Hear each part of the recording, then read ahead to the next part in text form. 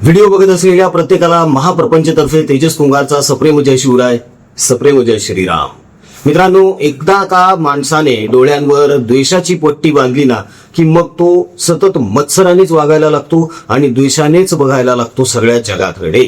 तशीच काहीशी अवस्था उद्धव ठाकरे यांची झालेली आहे, आदित्यची झालेली आहे, राऊतांची सुद्धा झालेली आहे. म्हणजे यांना जळी स्थळी काष्ठी पाषाणी स्वप्नात जागे असताना नरेंद्र मोदी, अमित शहा, देवेंद्र फडणवीस आणि भाजपच दिसतात. हे कायम टीका करत असतात, कुठल्याही गोष्टींवर हे टीकाच करतात. यात आणखी एक भर म्हणजे एकनाथराव शिंदे. तो तर यांच्यासाठी सगळ्यात मोठा काय म्हणतो आपण त्याला, दुःखाचा डोंगर आहे तो यांच्यासाठी. एकनाथ शिंदे म्हणजे एकनाथ शिंदे यांची आठवण आल्याशिवाय कदाचित उद्धव ठाकरे यांना झोप पण लागत नसावी. आता तर 6 खासदार गेलेले आहेत, 6 रात्री तर अशाच जातील यांच्या जागरण करण्यामध्ये. पण ही द्वेषाची पट्टी फक्त उद्धव ठाकरे गटानेच बांधलेली आहे का? तर नाही, मनसेनं सुद्धा बांधलेली आहे.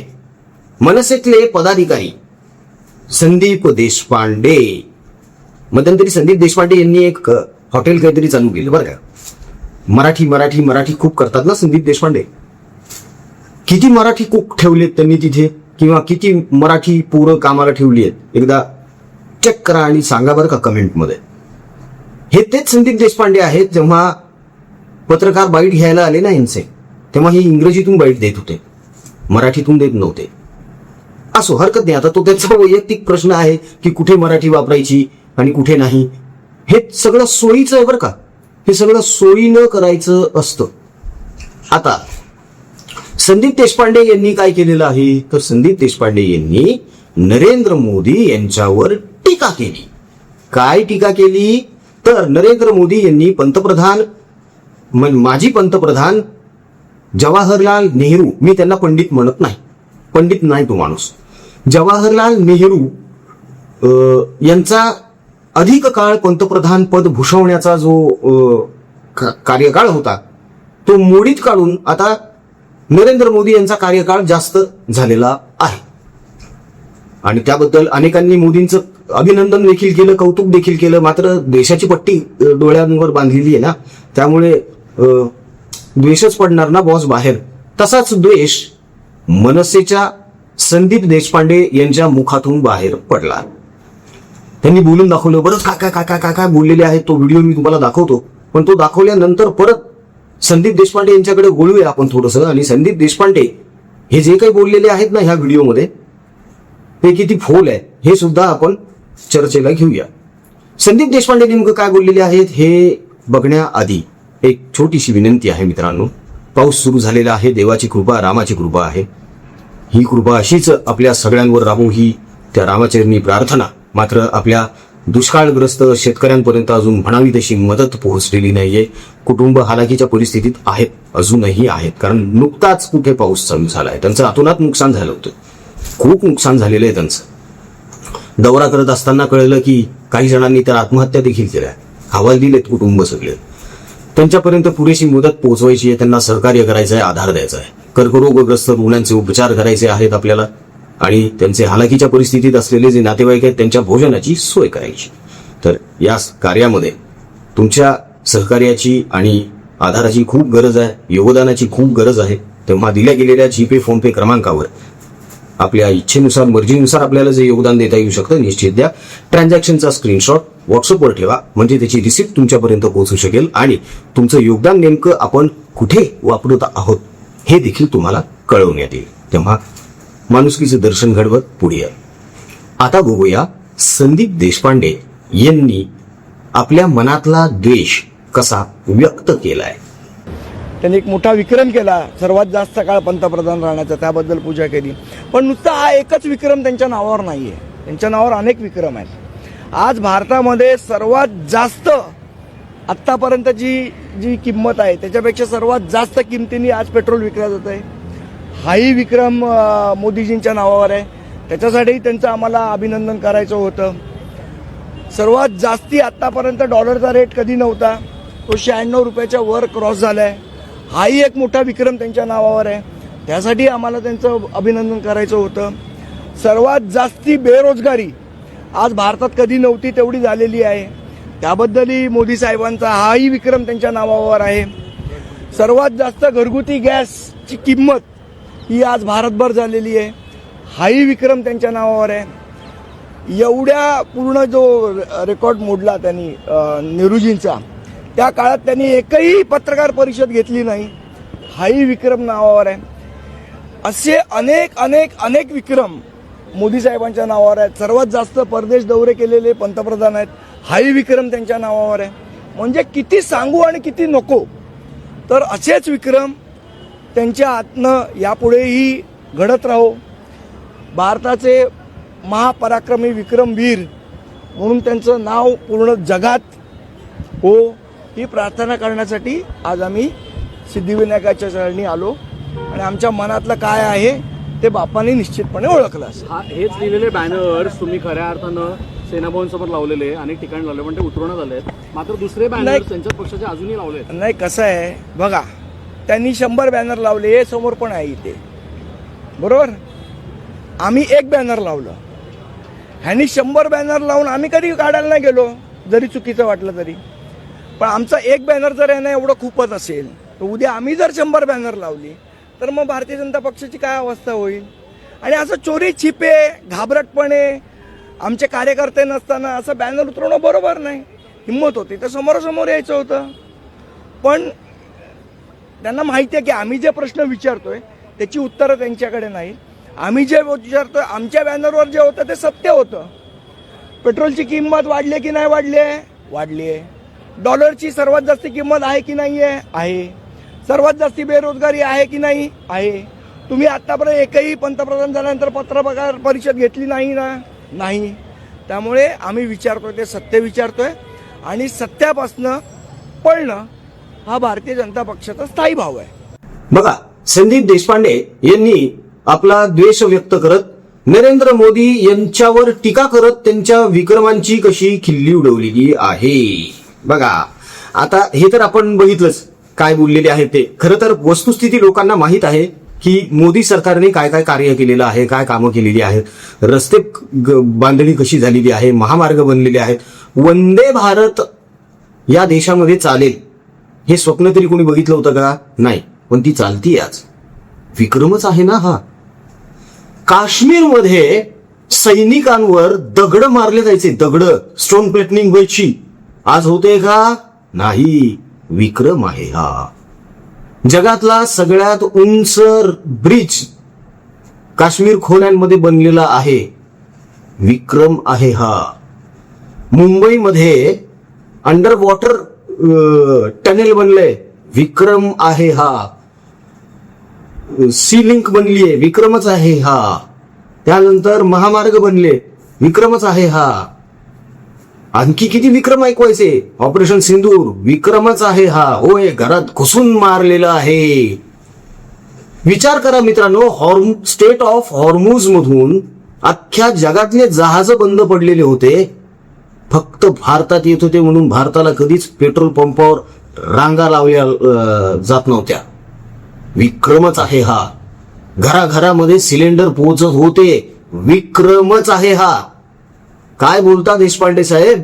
चला आता जरा तुमच्या विक्रमांकडे वळूया आपण. तुम्ही फक्त एकदाच लोकप्रतिनिधी झाला होता दादरमधून. त्यानंतर तुम्ही कधीही लोकप्रतिनिधी होऊ शकलेला नाहीत. विक्रमच आहे हा. सध्याच्या घडीला, सध्याच्या वेळेत आपल्या पक्षाचा एकही आमदार नाही. विक्रमच आहे हा. आपल्या पक्षामध्ये 3-4 नेते सोडले तर अन्य नेत्यांची नावं महाराष्ट्रातल्या जनतेला माहीतच नाहीत. विक्रमच आहे हा. या गोष्टींकडे का लक्ष दिले जाऊ शकत नाही देशपांडे साहेब? जरा बघा की. आणि आणखी एक सगळ्यात मोठा विक्रम तुम्हाला सांगतो संदीप देशपांडे यांचा. मागे एकदा संदीप देशपांडे मॉर्निंग वॉकला गेले होते म्हणे. आता रात्रभर जागरण करून वॉकला गेले होते का सकाळी उठून गेलेले होते हे देशपांडेच सांगू शकतात. पण ते वॉकला गेलेले असताना सकाळी भांडूपच्या संजय राऊतांनी पाठवलेल्या काही गुंडांनी त्यांच्यावर हल्ला केला आणि त्यांचे पाय तोडले. व्हीलचेअरवर होते देशपांडे, ठीक आहे. त्यानंतर ज्यांनी आपल्याला मारलं, आपल्यावर हल्ला करवला, त्याच भोंग्याच्या गळ्यात गळे घालून संदीप देशपांडे हिंडतात. विक्रमच आहे हा. बोला, आपल्या पक्षाची काय वाताहत झालेली आहे. विक्रमच आहे हा. कदाचित आणखी एखादा विक्रम होईल पुढच्या निवडणुकीमध्ये. जर मतदानच झालं नाही पक्षाला तर काय करणार. पक्ष चिन्ह जाईल, विक्रमच होईल तो. आणि आता सुद्धा या निवडणुकीमध्ये एक विक्रम झालेला आहे. अनेक ठिकाणी जिथे देशपांडे साहेबांच्या पक्षाचे उमेदवार उभे होते ना, नगरसेवक म्हणून उमेदवारी दिली गेली होती ना, अनेक ठिकाणी त्यांच्यापेक्षा म्हणजे यांच्या उमेदवारांपेक्षा नोटाला जास्त मतदान झालंय.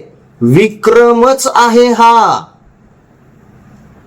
सगळ्यात महत्वाची गोष्ट, अमित राज ठाकरे पहिल्यांदा निवडणूक लढले आणि पडले. विक्रमच झाला हा. कारण ठाकरे निवडणूक लढतायत आणि पडतायत. कमाल यार, असं कसं होऊ शकतं. आणि तेही दादर मधून, तेही देशपांडेंच्या दादर मधून पडले. विक्रमच आहे की नाही. असे अनेक विक्रम महाराष्ट्र नवनिर्माण सेनेच्या नावावर आहेतच. सुरुवातीलाच मी सांगितलं तुम्हाला की देशपांडेंनी एक हॉटेल चालू केलेलं आहे त्या परिसरामध्ये कुठे, आणि त्याचं नाव देखील मराठी नाहीये बरं का. अजिबात मराठी हॉटेल नाही ते.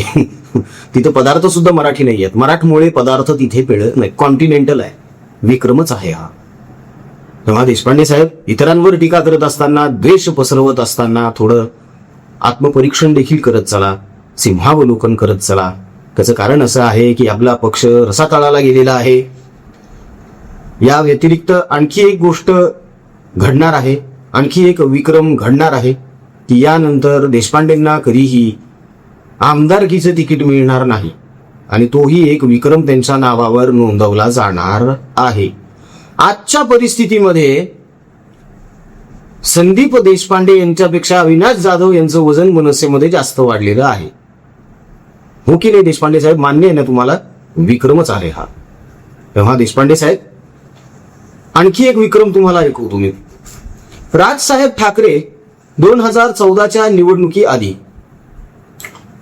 नरेंद्र मोदी यांचं खूप कौतुक करत होते. ठीक आहे. खरं तर तसं बघायला गेलं तर नरेंद्र मोदी यांना महाराष्ट्रामध्ये इम्पोज करण्यात राज ठाकरे यांचा खूप मोठा वाटा आहे, खूप मोठा हात आहे. की अरे जाऊन बघा तिकडे गुजरातमध्ये काय करून ठेवलंय त्या माणसानं, कुठे नेऊन ठेवलाय गुजरात. विक्रमच होता ना तो. अरे सलग मुख्यमंत्री, सलग पंतप्रधान, विक्रमच आहे हा. तर ज्या राज ठाकरेंनी 2014ला मोदींचं कौतुक केलं, त्या राज ठाकरेंनी 2019ला मोदींच्या विरोधामध्ये सभा घेतल्या. त्याच राज ठाकरेंनी 2024ला मोदींना फुल सपोर्ट आहे असं सांगितलं. म्हणजे भूमिका बदलल्याचा सुद्धा तुमच्या पक्षाचा विक्रमच नाही का. तेव्हा देशपांडे साहेब, या विक्रमांकडे सुद्धा थोडंसं लक्ष असू द्या बरं का. कारण लोक आता तितके खुळे राहिलेले नाहीयेत, किंवा नेते लोक आजपर्यंत जसं उल्लू बनवत आले ना जनतेला, जनता उल्लू बनणार नाही. विचार करा ना तुम्ही. अहो साधी गोष्ट आहे देशपांडे साहेब, साधी गोष्ट आहे. लक्षात घ्या. कोण कुठला तो एक अभिजित दिपके नावाचा पोट्टा, हा, त्याला बघितलं तर तू छपरी वाटतो. तो सिरियसली तो झुरळ वाटतो. हा, अहो त्याच्यापेक्षा म्हणजे तुमच्यापेक्षा जास्त पोरं आहेत त्याच्या पाठीशी आज. देशपांडे कुठे आहात? काय केलं तितके वर्ष राजकारणात? कालचं आलेलं ते झुरळ, त्याची फॅन फॉलोइंग जास्त आहे तुमच्यापेक्षा. विक्रमच आहे हा. लक्ष द्या थोडं स्वतःच्या कॉन्स्टिट्युएन्सीकडे, स्वतःच्या प्रभागामध्ये थोडं काम करा, लोकांची कामं करा जरा. मध्ये देशपांडे साहेबांनी एक इंटरव्ह्यू देत असताना एक घटना सांगितली की कोण एक महिला त्यांच्याकडे आली सकाळी आणि ती म्हटली की मी कामावर जात असते म्हणून मी माझ्या मुलाला का मुलीला माझ्या मावशीकडे सोडलं होतं आणि आता ती मावशी माझं अपत्य मला परत करायला नकार देतीये. आणि ती रात्रीपर्यंत पोलीस स्टेशनला बसून होती त्याच दिवशी. म्हणजे ती सकाळी देशपांडेंना भेटली आणि ती पोलीस स्टेशनमध्ये बसलेली असताना देशपांडे ही घटना सांगतात पत्रकारांना. का देशपांडे साहेब, तुमच्याकडे मदत मागायला आली होती ना ती, तुम्ही का नव्हते तिच्यासोबत तिथे पोलीस स्टेशनमध्ये? विक्रमच आहे ना हा. तेव्हा या गोष्टींकडे जास्त लक्ष द्या हो. पक्ष बांधणी करायची आहे, पक्षाला जर मोठं करायचं आहे, पक्षाची अजून वाताहत होऊ नये किंवा किंबहुना पक्ष आपला वर यावा, आपले आमदार नगरसेवक निवडून यावे, यासाठी थोडी मेहनत घ्या ना. का ती मेहनतच घ्यायची नाहीये, ती तयारीच नाहीये, फक्त बोलबच्चन करायचंय पत्रकारांसमोर येऊन. एवढंच जर करायचं असेल तर राजकारण सोडून द्या, सरळ कॉमेडी शो सुरू करा. That's it. मित्रांनो, या देशपांडेंच्या एकंदर विक्रमांबद्दल आपलं काय मत आहे कमेंटमध्ये निश्चित कळवा. आमचा कमेंट बॉक्स तुमच्या मतांचा आदरच करतो. तेव्हा जास्तीत जास्त कमेंट्स करा. जाता जाता परत एकदा विनंती आहे मित्रांनो, यांना यांचे जे काही विक्रम करायचे आहेत ना ते करू द्या. आपण आपलं कार्य नेटानं करू, प्रामाणिकपणे, निस्वार्थपणे करू. दुष्काळग्रस्त आपल्या शेतकरी बांधवांच्या कुटुंबांना आपल्याला अजून मदत पोहोचवायची आहे. कारण नुकता पाऊस चालू झालेला आहे, त्यांचं नुकसान प्रचंड झालेलं आहे. अजूनही त्यांच्यापर्यंत त्यांच्या गरजेच्या वस्तू पोहोचलेल्या नाहीये. कर्करोगग्रस्त रुग्णांचे उपचार देखील तितकेच महत्वाचे आणि त्यांच्या नातेवाईकांसाठी जे हालाकीच्या परिस्थितीत आहेत त्यांच्या जेवणाची सोय होणं सुद्धा गरजेचं आहे. तेव्हा या कार्यामध्ये आपलं योगदान निश्चित द्या. जीपे, फोनपे क्रमांकावर जे काही तुम्ही ट्रान्झॅक्शन कराल, सहकार्य कराल, त्याचा स्क्रीनशॉट व्हॉट्सअपवर ठेवा परिवाराच्या, म्हणजे त्याची पावती तुमच्यापर्यंत येईल आणि केलेलं कार्य तुमच्यापर्यंत पोहोचवता येऊ शकेल. तुम्ही जे योगदान देत आहात त्या लोकांसाठी ते तुमच्यापर्यंत आम्ही कळू. मन मोठं करून पुढे या. व्हिडिओ आवडला असेल तर लाईक करा, कमेंट्स करा, शेअर करा, चॅनलला सबस्क्राईब करा. जय हिंद, जय महाराष्ट्र, वंदे मातरम, जय शिवराय, जय शंभूराजे, जय भवानी, जय जगदंब, भारत माता की जय, जय श्रीराम.